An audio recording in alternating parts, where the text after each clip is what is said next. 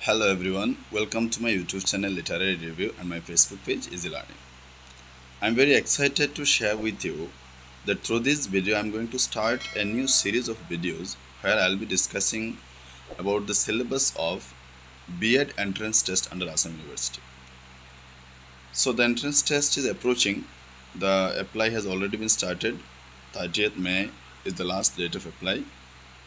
And in this video I am going to discuss about a very important topic, that is Sarva Shiksha Abhijan, from where we often see 2-3 questions in each entrance test.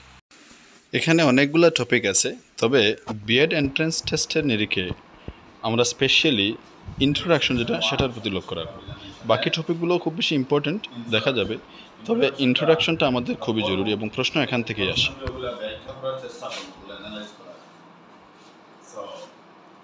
প্রথমে লেখা আছে Sarva Shiksha Abhiyan is a comprehensive and integrated flagship program of Government of India to attain universal elementary education.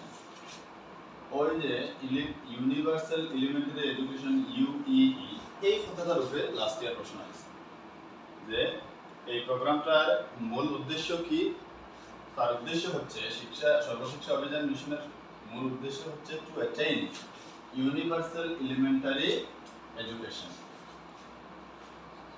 and so এটা একটা important note করে রাখা যায়।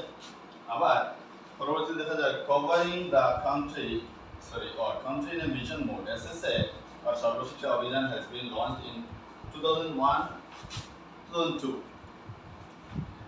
so এটা একটা ইম্পর্টেন্ট কবে লঞ্চ হয়েছিল 2001 in partnership with the state government. State গভর্নমেন্টও ছিল, স্টেট গভর্নমেন্ট আছে, তারপর লোকাল সেলফ গভর্নমেন্টও আছে।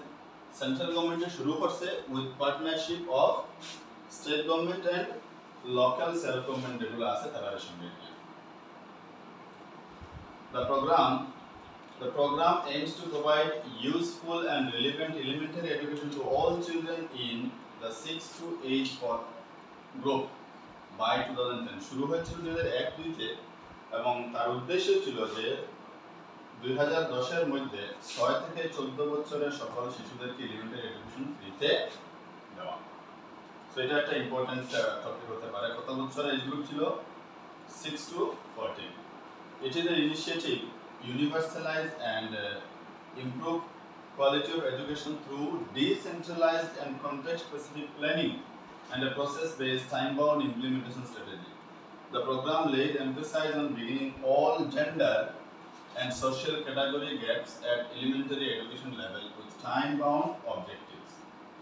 এবং উদ্দেশ্য প্রণোদিতভাবে কিভাবে এই এলিমেন্টারি লেভেলে জেন্ডার এবং সোশ্যাল বিভিন্ন ক্যাটাগরি ডিসক্রিমিনেশনগুলো যাতে না হয়, তাতে এক এবং ঐক্যতার সহিত যাতে এলিমেন্টারি এডুকেশন দেওয়া যায় সেই ব্যবস্থার এই সর্বশিক্ষা অভিযান মিশন আন্ডারে নেওয়া হয়েছিল। এবং তারপর ধীরে ধীরে ধাপে ধাপে আমরা জানি এখন ইনক্লুসিভ এডুকেশন এসেছে, যেখানে কোনো ধরনের আগে ছিল যারা স্পেশালি এবল বা ডিফারেন্টলি এবল তাদের জন্য আলাদা স্কুল, যারা ফিজিক্যালি বিভিন্ন ধরনের চ্যালেঞ্জ থাকে তাদের জন্য আলাদা স্কুল, কিন্তু বর্তমানে কি করেছে সরকার, একটা ইনক্লুসিভ এডুকেশন দিকে যাচ্ছে, যার মুখ্য উদ্দেশ্য হচ্ছে একই ক্যাম্পাসের মধ্যে সব ধরনের কি বলবো যত ধরনের ডিফারেন্স আছে, যেটা যে কোনো ধরনের ডিফারেন্স হতে পারে, যেটা সিডব্লিউএস এর আন্ডারে পড়ে, সবই একই ক্যাম্পাসের মধ্যে একই এই চত্বরের মধ্যে এডুকেশন গ্রহণ করবে। আর যার মধ্যে কোনো ধরনের ডিফারেন্স থাকবে না, জেন্ডার ডিসক্রিমিনেশন থাকবে না, সোশ্যাল ক্যাটাগরি ওয়াইজ ডিসক্রিমিনেশন কিছু থাকবে না। তারপর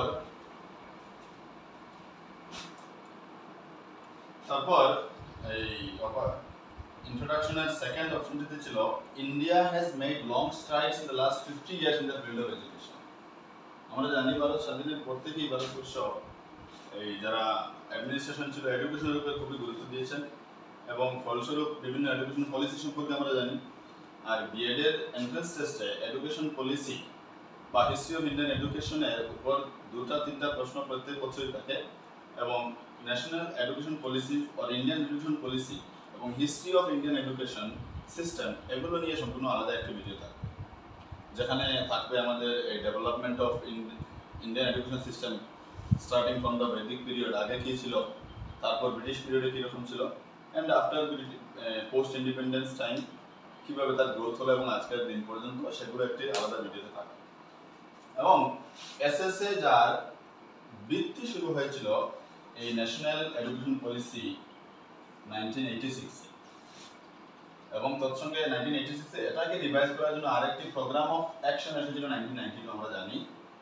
এবং সেই প্রোগ্রাম অফ অ্যাকশন 1992 এলিমেন্টারি এডুকেশনকে ইউনিভার্সালাইজ করার জন্য যে পদক্ষেপ নেওয়া হয়েছিল এবং তার নামই ধীরে ধীরে 2001 এবং 2 সালে বাস্তবায়ন হয়েছিল Sarva Shiksha Abhiyan mission. So top priority of national education policy 1986, programme of action 1992, Sarva Shiksha Abhiyan mission of 2001 and 2, এই সবগুলোর টপ প্রায়োরিটি ছিল এই universal education, universal elementary education, UE. SSA অর্থাৎ সর্বশিক্ষা অভিযান অ্যাডপ্টস কি অ্যাডপ্ট করেছিল, তাদের কি মিশন ছিল, the bottom up process of planning. Bottom up কথার অর্থ হচ্ছে বটম থেকে আপ, একদম প্রাইমারি স্তর থেকে, এলিমেন্টারি স্তর থেকে এবং উচ্চ শিক্ষা পর্যন্ত তারা সবগুলো এই তাদের প্ল্যানিং এর আন্ডারে থাকবে। এবং উচ্চ শিক্ষা প্রথমে প্ল্যান না করার প্রথমে প্রাইমারি বিশেষগুলোকে প্ল্যানিং এ রাখবে। While in the field, needs of the served communities and educational needs to learners are well taken care of, and the plan of fits into the board framework of SSA. In view of the fact that desired improvement and sustenance of the improved efficiency level cannot be achieved without active involvement of community in the schooling system. এই schooling সিস্টেমে active involvement যদি community না থাকে তাহলে সার্বিক উন্নতি কখনোই সম্ভব না।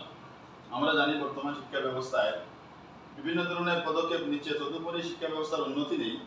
এর কারণ হচ্ছে কমিউনিটি ইনভলভমেন্ট নেই বললেই চলে। সরকারি বিদ্যালয়ে সেই সকল ছাত্রছাত্রীরা পড়ে যাদের গার্জিয়ান তারা বিদ্যালয়ে যাওয়ায় এদের পড়াশোনার খবর নেওয়ার সময় পর্যন্ত নেই, এবং গার্জিয়ানরা যেহেতু বিদ্যালয়ে পৌঁছচ্ছে না সেই জন্য কমিউনিটি ইনভলভমেন্ট জিরো বললেই চলে। SSA has emphasized the involvement of local people. SSA কি করেছে, লোকাল পিপল ইনভলভমেন্ট থাকতে হবে, তাই তো এসএমসি বোর্ড গঠিত হয়েছে।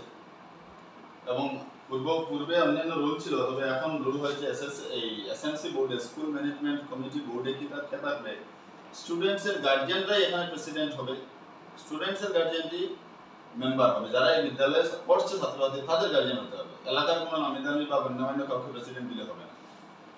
The major characteristics of SSA, that's a quite important one. Characteristics গুলো কি কি SSA এগুলো দেখা যায়। SSA is a program with a clear time frame for universal. It's a clear time frame for universal elementary education. আর একটি নির্ধারিত সময় থাকবে এবং সময়ের মধ্যে তার এই কোর্স সিলেবাস এগুলো অ্যাটেন্ড করতে হবে, কমপ্লিট করতে হবে। SSA is a response to the demand of quality basic education all over the country. সমগ্র ভারতবর্ষে বেসিক এডুকেশনটা কোয়ালিটি এডুকেশন হবে তার উপর গুরুত্ব দিয়েছিল SSA. SSA is an opportunity for promoting social justice. SSA এর আন্ডারে ইনক্লুসিভ এডুকেশন এসেছে, যেখানে কোনো ধরনের জাতি ধর্ম বর্ণ নির্বিশেষে সবাই একই বিদ্যালয়ে পড়বে এবং সেটাই কি করবে, ধীরে ধীরে প্রমোটিং সোশ্যাল জাস্টিসকে প্রমোট করবে, যেখানে সামাজিক কোনো ধরনের বাধা বিপত্তি থাকবে না। তারপর SSA is an effort effectively involve the Panchayati Raj institution. The local panchayat body যেটা থাকে তাদের ইনভলভমেন্ট থাকবে এবং এই জন্য একজন এই পঞ্চায়েত লোকাল পঞ্চায়েতের একজন মেম্বার উক্ত বিদ্যালয়ের এসএমসি কমিটিতে থাকে। স্কুল ম্যানেজমেন্ট কমিটি যেটা SMC, village and urban slum level education committees, parent teacher association, mother teacher association, এগুলো আজকাল বিদ্যালয়ে এসে গেছে। মাদার গ্রুপ থাকে, প্যারেন্টস কমিটি থাকে, আর বাকি সবগুলো থাকে। An expression of political will for universal elementary education across the country. So SSA কি তা বলা যেতে পারে যে এটা একটি পলিটিক্যাল উইল, এর অর্থ হচ্ছে যে রাজনৈতিক একটি ইচ্ছা যে আমাদের দেশ কি করুক, ইউনিভার্সাল এলিমেন্টারি এডুকেশন ভারতবর্ষের মধ্যে ছড়িয়ে পড়ুক। It is a partnership between central, state and local government. তার উপরে একটি প্রশ্ন থাকে, এই কথার উপরে হয়তো ডাইরেক্টলি কেউ বলে দিতে পারেন যে এডুকেশন যেটা আমরা জানি যে পাওয়ার ডিস্ট্রিবিউশনের ক্ষেত্রে আমাদের ভারতবর্ষে রয়েছে সেন্ট্রাল লিস্ট, স্টেট লিস্ট এবং কনকারেন্ট লিস্ট। তো এডুকেশন এখান থেকে বুঝে যায়, আমাদের ডাইরেক্টলি প্রশ্ন কেউ নাও বলতে পারে, এখান থেকে বুঝে যায় সেন্ট্রালও ইনভলভ রয়েছে, স্টেটও রয়েছে, লোকাল গভর্নমেন্টও রয়েছে, অর্থাৎ education system in India is under concurrent list, যেটা এই উভয় স্টেট গভর্নমেন্টেরও ইনভলভমেন্ট থাকে এবং সেন্ট্রাল গভর্নমেন্টেরও থাকে। SSC is an opportunity for state to develop their own vision of elementary education. এটা ইম্পর্টেন্ট রয়েছে যে নিজ নিজ রাজ্যে ওদের নিজের ভিশন কি তা বাস্তবায়িত করতে পারে SSC এর মাধ্যমে। এই জন্য প্রত্যেকটি রাজ্য তাদের আলাদা সিলেবাস, তাদের এই রিজিওনাল ডিফারেন্সেস, তার রিজিওনাল অবস্থা, পারিপার্শ্বিক অবস্থা এবং বিভিন্ন সাংস্কৃতিক বিষয়গুলো নিয়েও আলাদা আলাদা সিলেবাস ডিজাইন করে থাকে। এটাই বলছে এখানে own vision of elementary education, aims and objectives of SSA. পরবর্তীতে আমরা দেখব aims and objectives of SSA।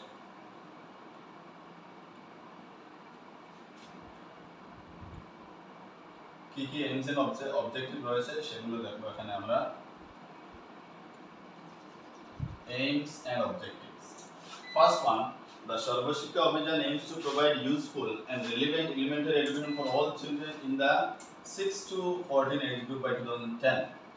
2010 এর মধ্যে ভারতবর্ষের সকল ছাত্রছাত্রীদেরকে এলিমেন্টারি এডুকেশন দেওয়া হবে, অর্থাৎ কেহ আর এডুকেশন থেকে বিরত থাকবে না, সবাই স্বাক্ষর হবে, সেই গোল নিয়ে শুরু হয়েছিল SSA in 2001 and 2। এই সময়টাতে SSA শুরু হয়েছিল। Following are the main objectives of SSSC: all children in school education guarantees, center, alternate school, back to school camp by 2003। তারপর এটা ততটুকু ইম্পর্টেন্ট নয়, all children complete 5 years of primary schooling by 2007, যেটা এই 2002 তে যখন তৈরি হয়েছিল তখন এই গোলগুলো সেট করা হয়েছিল, এইজন্য এগুলো আজকের প্রেক্ষাপটে খুব একটি ইম্পর্টেন্ট নয়। Focus on elementary education satisfactory quality with emphasis on education for life। SSA emphasise কিসের উপর থাকে? এডুকেশন ফর লাইফ, যেটা আজকে নতুন আমাদের যে NEP 2020 রয়েছে তার অধীনে এসেছে যে স্কিল বেসড এডুকেশন হতে হবে, যার শুরুয়াত করব সেই তখন এমফাসাইজ এডুকেশন ফর লাইফ তখন থেকে শুরু হয়েছে। Bridge all gender and social categories gaps at primary stage by 2007 and at the elementary education level by 2010।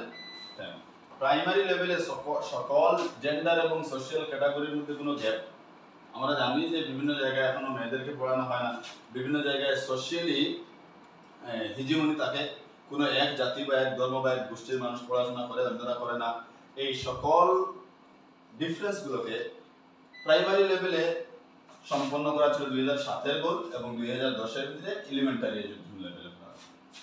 Universal retention by 2010, এটা একটা ইম্পর্টেন্ট প্রশ্ন থাকতে পারে যে SSA এর ইউনিভার্সাল রিটেনশন এর লাস্ট লিমিট কোন বছর পর্যন্ত দেওয়া হয়েছিল? So it is 2010।